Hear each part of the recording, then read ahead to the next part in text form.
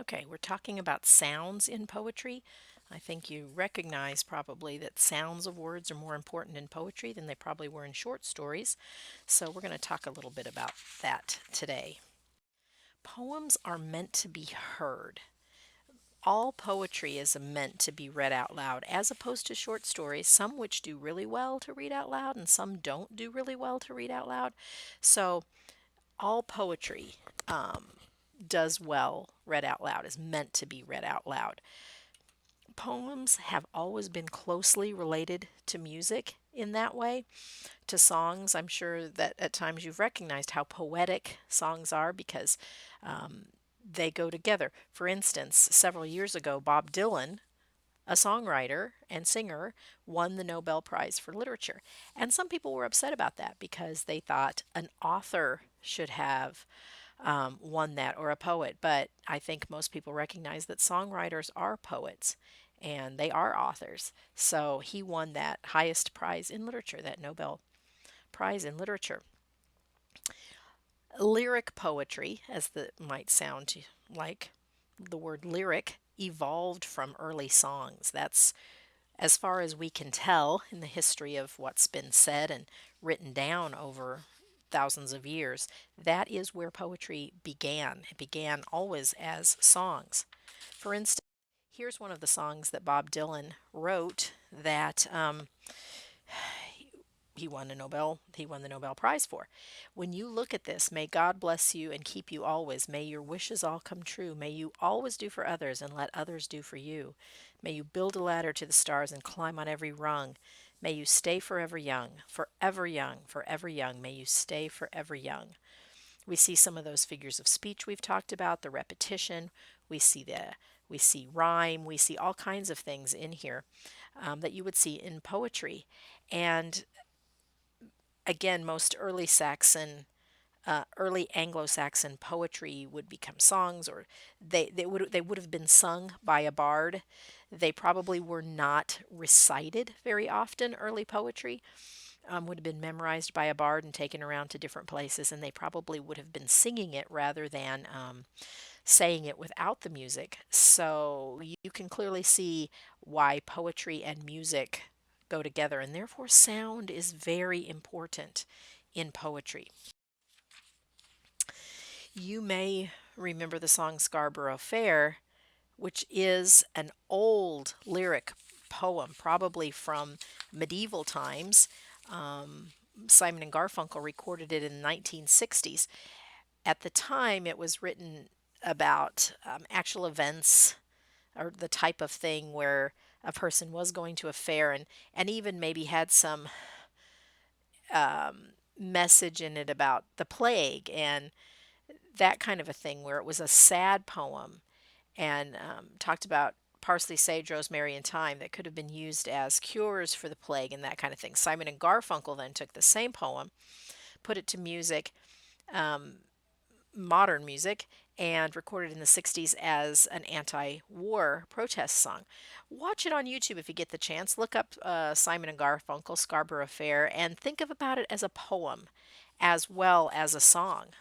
I think you'll see that the words work equally well either way. When we think about the sounds in a poem, we can see how they can create mood and feeling. This is a poem by Emily Dickinson. A bird came down the walk. He did not know I saw. He bit an angleworm in halves and ate the fellow raw. And then he drank a dew from a convenient grass, and then hopped sideways to the wall to let a beetle pass. There's a lot of more um, abrupt sounds here at the beginning, kind of choppy sounds as this bird is on the ground and he's walking around doing things. Then in the end of the poem, he flies away, which is much more his element, and the sounds become much less choppy. But he unrolled his feathers and rowed him softer home. Then oars divide the ocean, too silver for a seam, or butterflies off banks of noon leap plashless as they swim. Hear all those O sounds and all those smooth sounds at the end, because now this bird is flying. He's not hopping around on the ground. And the difference in the gracefulness of how he moves and how he looks to the person watching, the person writing the poem, is very evident in the way they used the sounds, the syllables, the vowel sounds to create that mood and that feeling. So this part is very clearly, he glanced with rapid eyes, then hurried all abroad. They looked like frightened beads, I thought. He stirred his velvet head. Look how many like C sounds, convenient, things like that. How many of the just harsher T sounds, L sounds that don't have a smoothness to them. You get down to this end part and it just kind of rolls off your tongue. So if you read it out loud yourself, you'll hear the difference in the way you're speaking and the difference in the way it sounds as you go. I'll get these all up here. Huh, some of them weren't there. Okay, so there's all kinds of sound schemes that poets can use. Sound schemes like um, an onomatopoeia, which is a word that sounds like what it says. Like the name of the word is the same as it sounds, like pow, quack, moo. Kind of the animal sounds you make to little kids or the sounds you see in the bubble on a comic book. Those are onomatopoeias. People use those to make an impact. Alliteration, most of you are probably familiar with alliteration where the words all start with the same sound. Peter Piper picked a peck of pickled peppers. We all think that sounds cool when we were a little kid, and that's because of that alliteration. We just enjoy hearing it. We have assonance where we hear a lot of the same sound in all the different words. Listen for all the I sounds in this little line by Poe. This is from Annabel Lee. And so all the night tide I lie down by the side of my darling, my life and my bride. Hear all those long I sounds as we read that? This is assonance. It kind of ties it all together. You may not be conscious of that happening until you look for it, but it's still subconsciously playing into what you're hearing and how you hear this. This flows because it all holds together with all those long I sounds.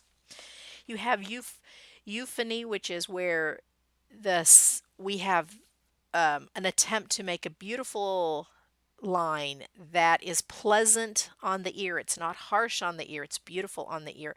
So this line by Tennyson, all round the coast the languid air did swoon, breathing like one that hath a weary dream. It's kind of like the end of that bird came down the walk. It flows off the tongue, it's smooth. And then you have cacophony, which is where a line deliberately does the opposite. It deliberately doesn't sound smooth. 'Twas brill again the slithery toads did gyre and gimble in the wabe. Now that's Lewis Carroll. That's from Jabberwocky, and it's meant to have harsh sounds. That's not a line. Now, you might enjoy it because it's silly, but it's not the sounds of the on your ear that you're enjoying. You might just be enjoying the silliness of it. You learn about rhyme very early in your life. Little kids, we teach them about rhyming like happy, snappy. We also have what's called I rhyme, and those bow and cough. Now those don't sound the same, but if you look at them, they they look the same. Poets generally don't do that, but sometimes they will. They'll use that. Um, Now, many poems do not rhyme. You'll hear people say, well, it isn't a poem because it doesn't rhyme, or I can't write poetry because it doesn't rhyme. A lot of poetry does not rhyme. Free verse and blank verse don't rhyme. There's plenty of poems that don't rhyme. And sometimes that's because poets feel like using rhyme would be very distracting to the reader. Because when you have poems that rhyme, people tend to get into the sing-songy voice that you've heard people read poetry with, and that is not the way poetry should be read. It should always be read just like prose. You don't stop unless there's a period or a comma or something. And people can really fall into that sing-songy voice when everything rhymes. So many poets choose not to rhyme, or they find it cheap.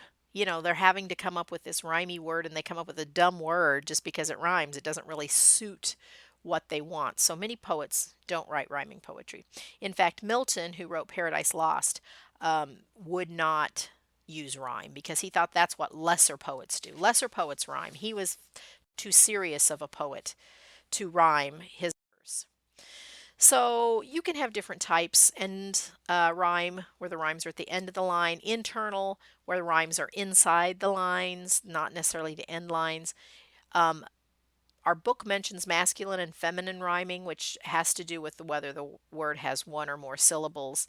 Um, the ones with just one syllable, the masculine rhyme is just very straightforward, easy to see. It's not the feminine rhyme with more than one syllable isn't, but it's just it's not as quick to come up with sometimes. Slant rhyme are sounds that are almost but not exactly alike. If you liked Emily Dickinson, Emily Dickinson does slant rhyme a lot. In fact, she has a poem where she talks about telling the truth but tell it slant. So words a poet might use home and same or sound and sand. They don't rhyme, but they're enough alike that using them at the end of lines is called slant rhyme. The sounds are similar. Now these types of sound schemes can enhance the meaning of a poem. They can add to the emotion of a poem by the way that the syllables fall on your ears. They can add to the senses. They could display tone or attitude, as we talked about with the bird and a bird came down the walk. You have this choppy, choppy, choppy, and then it becomes very smooth. And so a good poet is thinking about the sounds all the time. How does this sound when it's read out loud? Not does it contribute to the emotion? If they're wanting to have a beautiful love poem, they're not going to put a bunch of choppy sounds. They're not going to pull out a lot of T's and K's. They're going to look for things that are smoother. If they want to show a harsh or mad tone, they'll put all those really harsh sounds, GH sounds, and T's and K's and C's and all that kind of stuff. So those sounds are not just by chance, they're always meant by the poet to help enhance the poem.